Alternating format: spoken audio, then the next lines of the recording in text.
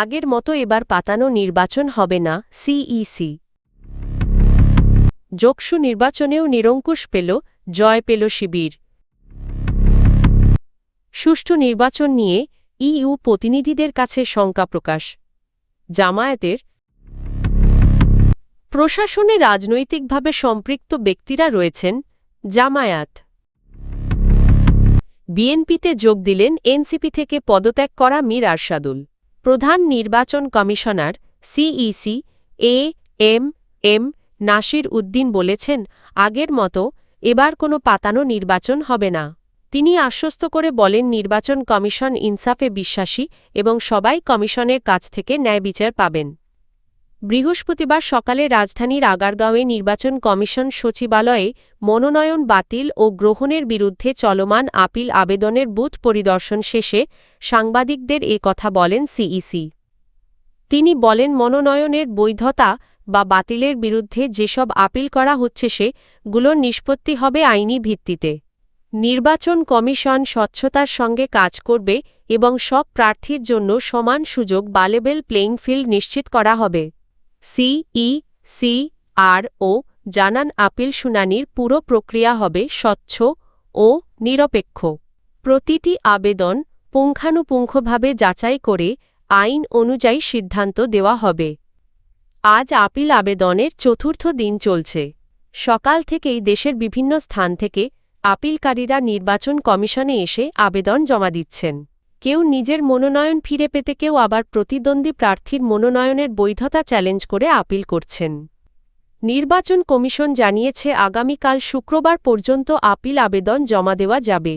10ই জানুয়ারি থেকে শুরু হয়ে আপিল শুনানি চলবে 18ই জানুয়ারি পর্যন্ত। এরই মধ্যে গত 3 দিনে মোট 295টি আপিল আবেদন জমা পড়েছে। জগন্নাথ বিশ্ববিদ্যালয় কেন্দ্রীয় শিক্ষার্থী সংসদ জকসু নির্বাচনে ছাত্রশিবির সমর্থিত অদম্য জবিয়ান ঐক্য প্যানেল ভিপিজিএস ও এজিএস এই 3টি গুরুত্বপূর্ণ পদে নিরঙ্কুশ বিজয় অর্জন করেছে। এর আগে ডাকসু ও রাকসুতেও শিবির সমর্থিত প্যানেল সংখ্যাগরিষ্ঠতা অর্জন করে জয়ী হয়েছিল। বুধবার 7ই জানুয়ারি রাত 11:30টায় কেন্দ্রীয় সংসদের 38টি কেন্দ্রের চূড়ান্ত ফলাফল ঘোষণা করেন নির্বাচন কমিশনার অধ্যাপক কানিজ ফাতিমা কাকুলি।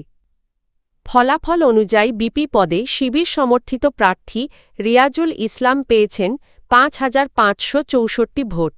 তার নিকটতম প্রতিদ্বন্দ্বী ছাত্রদল সমর্থিত ঐক্যবদ্ধ নির্ভীক জবিয়ান প্যানেলের প্রার্থী এ.কে.এম.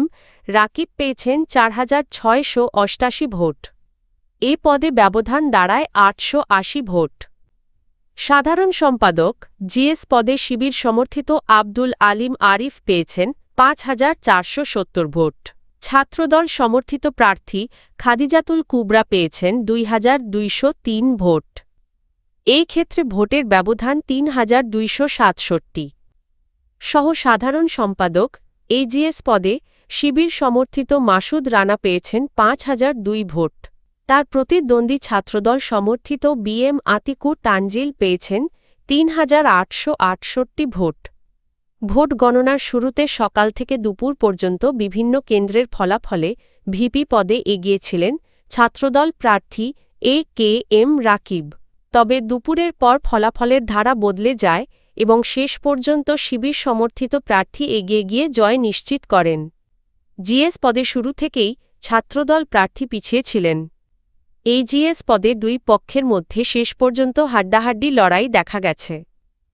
উল্লেখ্য, জগন্নাথ বিশ্ববিদ্যালয় প্রতিষ্ঠার 19 বছর পর প্রথমবারের মতো শিক্ষার্থী সংসদ নির্বাচনের ভোট গ্রহণ সম্পন্ন হল। নির্বাচনকে ঘিরে ক্যাম্পাস ও এর আশপাশে রাজনৈতিক উত্তেজনা লক্ষ্য করা গেছে। ফল ঘোষণার পর জকসু ভোটকেন্দ্রের বাইরে জামায়াতের নেতাকর্মীদের উপস্থিতি নিয়ে ছাত্রদলের পক্ষ থেকে সমালোচনাও করা হয়েছে। আসন্ন জাতীয় নির্বাচন অবাধ ও সুষ্ঠু হবে কি না এ নিয়ে শঙ্কা প্রকাশ করেছে জামায়াতে ইসলামী। দলটির অভিযোগ, আইন শৃঙ্খলা বাহিনী ও প্রশাসন একটি বিশেষ রাজনৈতিক দলের প্রতি আনুগত্য দেখাচ্ছে, যা নির্বাচনী পরিবেশকে প্রশ্নবিদ্ধ করছে। বুধবার রাজধানীর বসুন্ধরা আবাসিক এলাকায় জামায়াতের আমির ডা.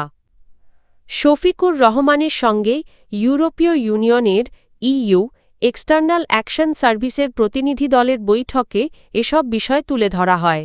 প্রতিনিধি দলের নেতৃত্ব দেন ইউরোপীয় এক্সটার্নাল অ্যাকশন সার্ভিসের এশিয়া ও প্রশান্ত মহাসাগরীয় বিভাগের পরিচালক পাওলা পাম্পালোনি।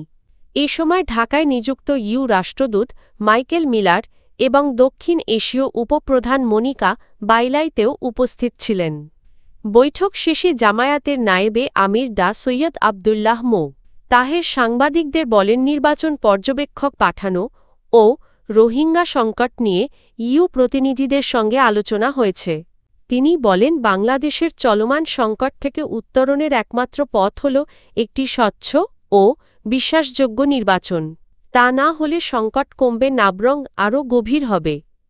বিএনপির প্রতি ইঙ্গিত করে ডা তাহের বলেন, গত ১-২ সপ্তাহে সরকার প্রশাসন ও আইন শৃঙ্খলা বাহিনী যেভাবে একটি বিশেষ দলের প্রতি ঝুঁকে পড়েছে তাতে অতীতের মতপাতানো নির্বাচন হওয়ার আশঙ্কা তৈরি হয়েছে। তার মতে ধরনের নির্বাচন বাংলাদেশকে ধ্বংসের দিকে ঠেলে দেবে। তিনি আরও বলেন, বিএনপির ভারপ্রাপ্ত চেয়ারম্যান তারেক রহমানের নিরাপত্তা ব্যবস্থার ধরনও নির্বাচনী ভারসাম্যকে প্রশ্নবিদ্ধ করছে। একজন ব্যক্তির নিরাপত্তা দরকার, এটা স্বাভাবিক, কিন্তু যেভাবে তা দৃশ্যমান করা হচ্ছে তা মানুষের কাছে একটি বার্তা দিচ্ছে। লেভেল প্লেইং ফিল্ড নিশ্চিত করতে হলে প্রতিদ্বন্দ্বী প্রার্থীদের ক্ষেত্রেও সমান নিরাপত্তা নিশ্চিত করা উচিত, বলেন তিনি। প্রশাসনে রাজনৈতিকভাবে সম্পৃক্ত ব্যক্তিদের উপস্থিতি নিয়ে উদ্বেগ জানিয়েছে জামায়াতে ইসলামী। দলটির দাবি, রিটার্নিং কর্মকর্তাদের মধ্যে দলীয়ভাবে নিয়োগপ্রাপ্ত জেলা প্রশাসক ডিসি রয়েছেন। এ কারণে ডিসি ও এসপি পর্যায়ে বদলির বিষয়ে নির্বাচন কমিশনকে অবহিত করা হয়েছে। বুধবার রাজধানীর আগারগাঁওয়ে নির্বাচন ভবনে প্রধান নির্বাচন কমিশনার সিইসি এএমএম নাসির উদ্দিনের সঙ্গে বৈঠক শেষে সাংবাদিকদের এসব কথা বলেন জামায়াতের নায়েবে আমির সৈয়দ আবদুল্লাহ মো। তাহের। তিনি বলেন, প্রার্থিতা যাচাই বাছাইয়ে বৈষম্য দেখা গেছে।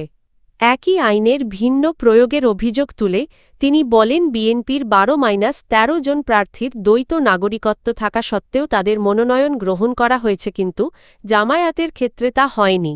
এ নিয়ে তারা প্রতিবাদ জানিয়েছেন। লেভেল প্লেইং ফিল্ড প্রসঙ্গে আবদুল্লাহ মো।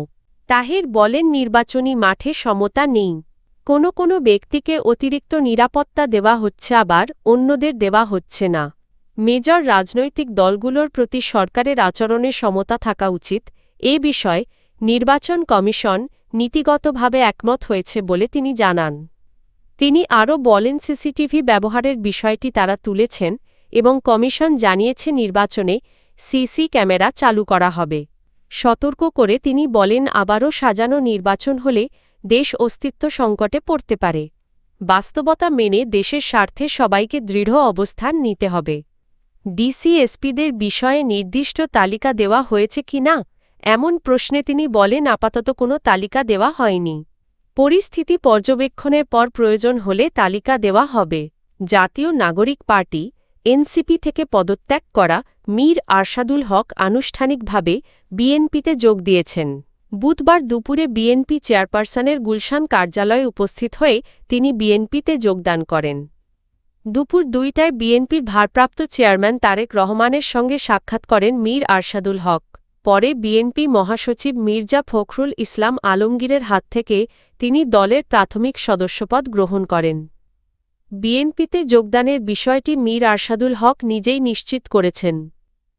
উল্লেখ্য, গত ২৫শে ডিসেম্বর সামাজিক যোগাযোগ মাধ্যম ফেসবুকে এক ঘোষণার মাধ্যমে তিনি জাতীয় নাগরিক পার্টির কেন্দ্রীয় যুগ্ম সদস্য সচিব পদ থেকে পদত্যাগ করেন।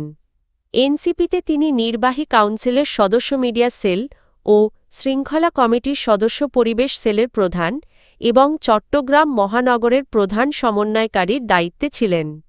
এছাড়া আসন্ন ত্রয়োদশ জাতীয় সংসদ নির্বাচনে চট্টগ্রাম ১৬, বাঁশখালী আসন থেকে এনসিপির মনোনয়নও পেয়েছিলেন তিনি।